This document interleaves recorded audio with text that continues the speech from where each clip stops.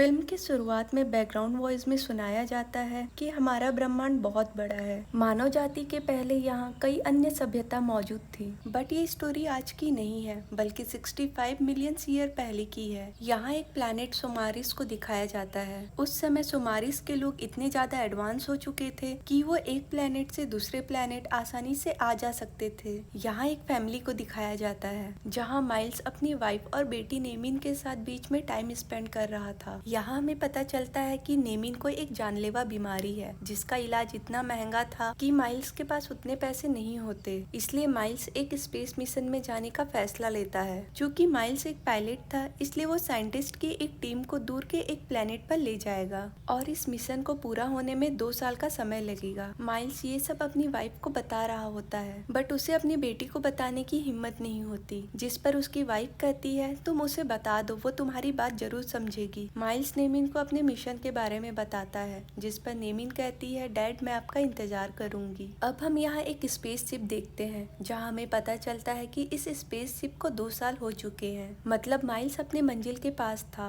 यहाँ बहुत सारे उल्कापिंड इनके स्पेस शिप से आकर टकराते हैं जिससे शिप में झटके लगने स्टार्ट हो जाते हैं और इससे माइल्स की नींद टूट जाती है। अब वो स्पेस शिप को ऑटो पायलट से हटाकर खुद ही चलाने लगता है। इस टाइम बाकी के क्रू मेंबर क्रायोजेनिक स्लीपिंग में थे, मतलब अगर किसी इंसान को लंबे टाइम तक के लिए अपनी एज को बचाना होता है और जिस एज में धरती से निकला हो और उसी एज में दूसरे प्लेनेट पर पहुंचना हो तो इस क्रायोजेनिक स्लीप का यूज करते हैं। उल्कापिंड के लगातार टकराने से स्पेसशिप का काफी सारा पार्ट डैमेज हो चुका था, इसलिए माइल्स ये डिसाइड करता है कि पास के किसी प्लेनेट में इस स्पेसशिप को लैंड करेगा। और जैसे ही वो उस प्लेनेट में लैंड कराता है बहुत सारे कोहरे की वजह से उसे कुछ दिखाई नहीं देता और पास की एक चट्टान से टकरा जाता है जिससे शिप टूट जाता है और उसके अंदर के क्रायो चैम्बर्स भी। इस एक्सीडेंट में माइल्स को भी काफी चोट आई थी। इसके बाद वो शिप से बाहर जाकर देखने की कोशिश करता है कि कोई बाहर बचा है या नहीं, पर यहाँ सब मारे जाते हैं। यहाँ का एटमॉस्फेयर इंसानों के रहने लायक एकदम परफेक्ट था।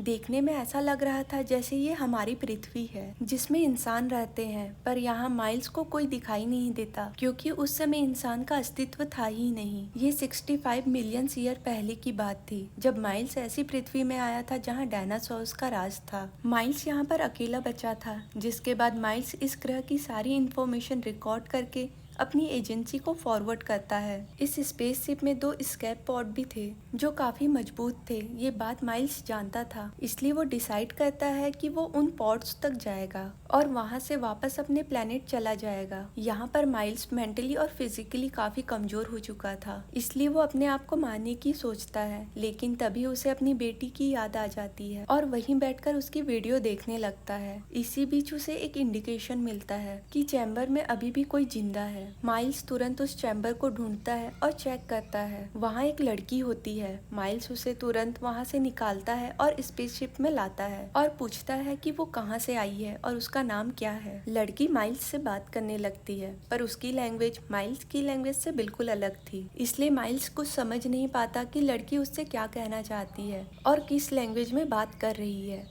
उसके पास एक ट्रांसलेटर भी होता है जो कि टूट चुका था। माइल्स को स्लीपिंग चैम्बर में एक बुक मिली थी जिसमें उसकी सारी इंफॉर्मेशन होती है, जहां उसका नाम काओ होता है। अगली सुबह दिखाया जाता है कि माइल्स अपनी गन लेकर स्कैप पोर्ट को ढूंढने के लिए निकलता है। रास्ते में उसे बहुत बड़े जानवर का कंकाल दिखाई देता है और उसी टाइम एक वॉल्केनो जमीन से फट जाता है जिससे वो नीचे गिर जाता है। तभी उसे अपनी शिप का दूसरा हिस्सा दिखाई देता है जो लैंडिंग के समय उससे अलग हो गया था। वो अपना एक एडवांस गैजेट निकालता है जिसकी मदद से माइल्स को पता चलता है कि उसका स्कैप पोड यहाँ से 15 किलोमीटर दूर गिरा है, लेकिन तभी वहाँ एक छोटा डायनासोर आकर उस पर हमला कर देता है, पर माइल्स गन से उसको मार डालता है। माइल्स तुरंत काओ के पास जाता है और उसे सारी बात बताता है और कहता है कि हमें कैसे भी करके उस जगह तक जल्द ही पहुंचना होगा। लेकिन काओ इशारे से बताती है कि उसके साथ उसके मॉम डैड भी थे और वो अपने मॉम डैड के बिना यहाँ से नहीं जाएगी। लेकिन माइल्स ये जानता था कि उसके मॉम डैड मर चुके हैं। लेकिन फिर भी माइल्स काओ से झूठ कहता है। वो कहता है कि तुम्हारे मॉम डैड भी उसी पहाड़ी पर है। काओ मान जाती है। अब दोनों उस जगह जाने के लिए निकलते हैं। यहाँ उन्हें छोटे बड़े डायनासोर मिलते हैं, जिनसे छुपकर और बच बचाकर वो किसी तरह से वहाँ से निकलते हैं और एक जंगल में पहुँच जाते हैं, जहाँ उन्हें अलग अलग तरह के डायनासोर का हमला झेलना पड़ता है। लेकिन माइल्स के पास उसकी हाईटेक गन होती है, जिससे वो दोनों आसानी से बच रहे थे। रास्ते में उन्हें एक झरना मिलता है। वहाँ से पानी पीकर काओ थोड़ा आराम करती है और माइल्स पेड़ में चढ़कर अपनी गैजेट की मदद से स्कैप पोर्ट की लोकेशन ट्रेस करता है। लेकिन तभी उस पेड़ की टहनी टूट जाती है और माइल्स नीचे गिर जाता है, जिससे उसके एक हाथ की हड्डी मुड़ जाती है।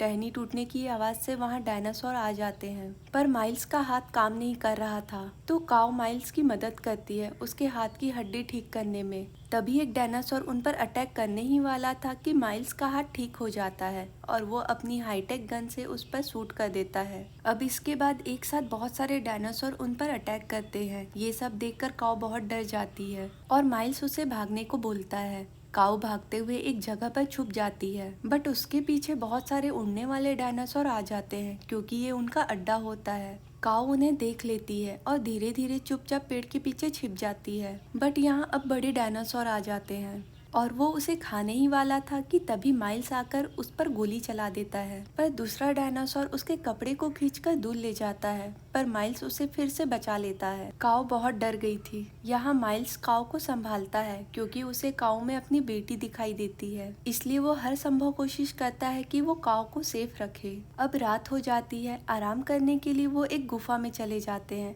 और सोते समय वो अपने गैजेट की मदद से अपनी और स्कैप पोर्ट की डिस्टेंस मेजर करता है। लेकिन उसे इस गैजेट की मदद से पता चलता है कि उसके स्पेसशिप से जो उल्कापिंड टकराए थे वो अब उनके तरफ यानी इस प्लेनेट की तरफ आ रहे हैं। मतलब ये वही समय होता है जब 65 मिलियन ईयर पहले डायनासोर के ऊपर उल्कापिंडों की बारिश हुई थी, जिससे इस दुनिया से डायनासोर का नामो निशान मिट गया था। हमारी पृथ्वी ऑलमोस्ट खत्म हो चुकी थी। माइल्स सारी बातें काओ को बताता है और वहाँ से निकलने को कहता है। तभी वहाँ एक बड़ा डायनासोर आ जाता है। दोनों अपनी जान बचाने के लिए उसी गुफा के अंदर चले जाते हैं। वहाँ एक छोटा सा सुरंग था, जिसे बड़ा करने के लिए माइल्स उस पर बॉम्ब फोड़ देता है। अब सुरंग का साइज थोड़ा सा बड़ा हो जाता है, जिसमें से काऊ आसानी से निकल सकती थी, पर माइल्स नहीं। तभी पीछे से आकर डायनासोर उसे खींच लेता है, लेकिन गन की मदद से वो अपने आप को बचा लेता है और किसी तरह उस गुफा से बाहर निकल जाता है। रास्ता जितना आसान दिख रहा था उतना आसान नहीं था। उसे काऊ नहीं मिल रही थी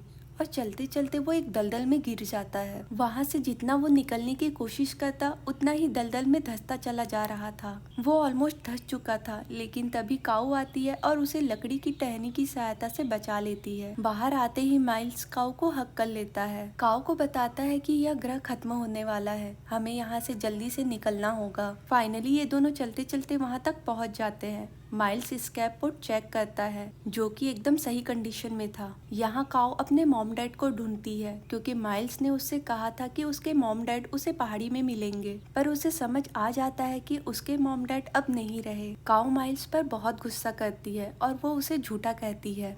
माइल्स उसे समझाने की कोशिश करता है। वो कहता है कि हमें यहाँ से जल्दी से निकलना होगा, क्योंकि किसी भी समय उल्कापिंड यहाँ गिर सकते हैं। वो अपनी बेटी की तस्वीर दिखाकर कहता है कि मैं 2 साल पहले अपनी बेटी का इलाज कराने के लिए इस मिशन में आया था, क्योंकि मुझे पैसे की बहुत जरूरत थी। अगर वो जल्दी वहाँ नहीं पहुँचा तो वो अपनी बेटी से कभी नहीं मिल पाएगा। अब यहाँ काऊ उसकी बात मान लेती है और दोनों ही स्कैप पोर्ट में बैठ जाते हैं। तभी वहाँ उल्कापिंड गिरने स्टार्ट हो जाते हैं और साथ में डायनासोर भी आ जाते हैं। माइल्स काऊ की जान बचाने के लिए डायनासोर को चकमा देने की कोशिश करता है और दूर भाग जाता है। उनमें से एक डायनासोर को माइल्स मार डालता है, लेकिन दूसरे को मारने ही वाला था कि उसकी गन काम करना बंद कर देती है, क्योंकि उसकी बैटरी लो हो चुकी थी। लेकिन स्कैप पोर्ट में बैठी काऊ माइल्स की बेटी का वीडियो चलाकर उस डायनासोर का ध्यान भटकाने की कोशिश करती है और माइल्स वहाँ से भाग जाता है। पर डायनासोर समझ जाता है कि उसे उल्लू बनाया जा रहा है, इसलिए वो माइल्स की तरफ तेजी से भागता है। माइल्स अपनी जान बचाने के लिए एक वॉल्केनो के पास जाता है। ये वॉल्केनो जमीन से फटने ही वाला था, इसलिए जैसे ही डायनासोर उसके ऊपर आता है वो अचानक से फट जाता है, लेकिन तभी वो बच जाता है और पहले से बहुत ज्यादा गुस्से में होता है। पर तभी काऊ आकर उसकी आंख फोड़ देती है और साथ में वो वॉल्केनो फिर से फट जाता है, जिससे बहुत सारा एसिड निकलता है और डायनासोर वहीं गिर जाता है और मर जाता है। अब दोनों तुरंत अपने स्केप पोड में जाते हैं। इसी बीच पृथ्वी पर बहुत सारे उल्कापिंडों की बारिश स्टार्ट हो जाती है, पर किसी तरह बच बचाकर उन लोग पृथ्वी से बाहर निकल जाते हैं और ये मूवी यहीं खत्म होती है। आपको ये मूवी कैसी लगी कमेंट करके जरूर बताइए, और अगर इस चैनल में नए हैं तो सब्सक्राइब करना ना भूलें। अगर आपको ये एक्सप्लेनेशन पसंद आया हो तो प्लीज़ वीडियो को लाइक करें, सब्सक्राइब करें और शेयर करना ना भूलें।